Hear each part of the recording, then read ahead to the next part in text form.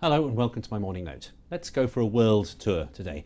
There's much speculation about a great rotation, about the end of the years of waves of risk on and risk off investment and of a move back to more traditional discerning investment. But if we really are going to have a great rotation, where exactly is the value going to be found? With me now to discuss this is the Global Head of Research for Barclays, Larry Kantor. Larry, thanks very much for visiting us today. Let's start by taking a look. This is a chart from the Barclays Economic Outlook at the quite remarkable real yields or real lack of yields available in the fixed income market. I mean, is this a sign that these trends just cannot carry on much longer? I think it is. I mean, I wouldn't get too carried away about being able to pinpoint exactly when the turn is, but I think the great bull run in bonds is probably over.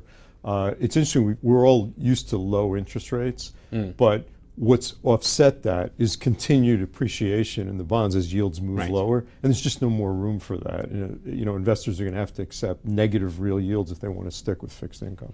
Okay, so now we need to start looking at other asset classes by extension. Let's take a look at a Barclays chart on credit. This is looking at European credit in particular. Has to say it looks here as though this has got altogether too tight. Do you see value in corporate credit at this moment? It's becoming increasingly difficult. Our credit strategists could find some value in investment grade corporate bonds up until 6 months ago or so, and now they can hardly find anything. Our Barclays investment grade index shows that average yields are 2.5%. They've never been that low. Even in the high yield area, they've gotten down to 5.5%. They're finding some value, but it's getting increasingly hard. And you've got to really look at it closely. You've got to do your research to find value there. Okay, and I suppose the fact that LBOs are suddenly back in vogue is also somewhat of a sign that it's too cheap. That's right. So now let's take a look at equities then, if we're not comfortable with credit. This is fascinating research Barclays did looking at cyclically adjusted PEs. We've discussed Bob Schiller's work on this very much in the past. This suggests that Europe still has some value. Yes, as we know, there's been a big rally in Europe ever since last summer, and the reduction in systemic risk around a euro dissolution. But what this chart shows is it's still very cheap. Obviously, the area is still in recession, so there are plenty of risks there. But we do see value there, particularly in the peripheral countries. You know, Italy, Greece and Spain. is spectacularly cheap on this. Yes, and we're pretty nervous there. But for Italy and Spain, which are systemically important countries that we think there's just no way they're going to be allowed to, you know, collapse in terms of their debt or leave the euro area, we think there is good value there. So there is, on that argument, there's still some room for what you might call a risk-on wave back into Europe, that there's enough risk still priced into those valuations, you would say, that that there is value to be had by entering now. Yeah, I think particularly Italy. I mean, I think there is some election risk here. There's an election within a couple of weeks. But we think Italy's on a pretty good path there.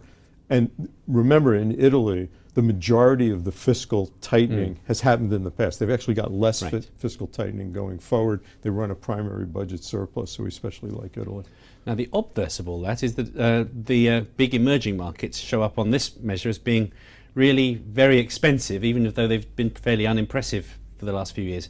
Does that mean that equities are not the place to play emerging markets? Yes, I mean, we like equities over debt in the developed world, where these fixed income yields have gotten so unbelievably low as safe havens. But in the emerging markets, we're actually positioned in the opposite way.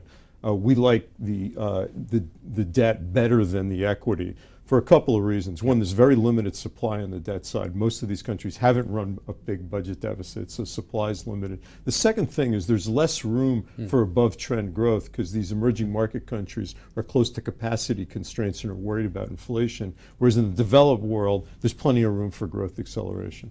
Okay, Larry, thank you very much indeed.